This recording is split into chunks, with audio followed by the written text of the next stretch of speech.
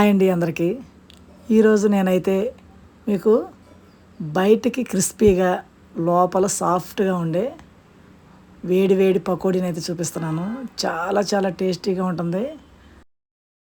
Perfect కొలతలతో మనమైతే ఇప్పుడు చూసేద్దాం. ఇందుకు కానీ నేను ఒక పావు కిలో శనగపిండి, అలాగే 2 పెద్ద ఆనియన్స్, పచ్చిమిర్చి కట్ చేసి చిన్నగా వేసుకోవాలి, 2 కరివేపాకు రెమ్మలు.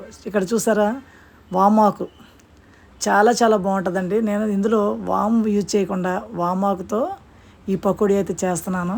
అలాగే కొద్దిగా అల్లం వెల్లుల్లి పేస్టు, కొంచెం సాల్టు, 1 స్పూను కారం, అలాగే జీలకర్ర ధనియాల పొడి 1 అర స్పూను.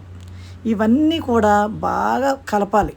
ఎందుకంటే అందులో ఉన్న ఆనియన్స్లో ఉన్న వాటర్ అంతా బయటకు వచ్చేలాగా అయితే ఇది బాగా కలిపిన తర్వాత మాత్రమే మనం పకోడీ ప్రిపేర్ చేసుకోవాలి. కాసిన ఆయిల్ని అయితే 2 స్పూన్లు అయితే వేసాను. ఇవన్నీ బాగా కలిసిన తర్వాత మాత్రమే తక్కువైన వాటర్ వేసుకోవాలి. బాగా కలపాలండి, ఇదే దీనికి సీక్రెట్. అలాగే ఇందులో నేను బియ్యం పిండి అయితే వాడలేదు. ఈ విధంగా అయిన తర్వాత ఆయిల్ని అయితే మనం హీట్ చేసుకుని దాంట్లో కొంచెం కొంచెంగా పకోడీని వేసుకోవాలి. ఫస్ట్ హై ఫ్లేమ్లో పెట్టి తర్వాత కొద్దిగా సిమ్లో పెడితే లోపలికంతా బాగా ఉడికి చాలా బాగుంటుంది. ఈ వామాకు పకోడీ చెయ్యాలని ఎప్పటి నుంచో చెట్టు తీసుకొచ్చాను నేను. అది ఇప్పటికీ ఫలించిందనమాట. చాలా టేస్టీగా ఉన్నాయి.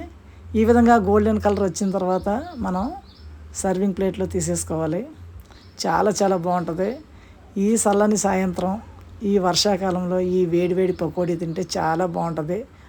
పిల్లల నుంచి పెద్దల వరకు కూడా అందరూ ఇష్టంగా తింటారు. మీ దగ్గర కూడా ఈ వామాకు చెట్టు ఉంటే తప్పకుండా ట్రై చేయండి. టేస్ట్ అయితే అద్దరిపోతుంది.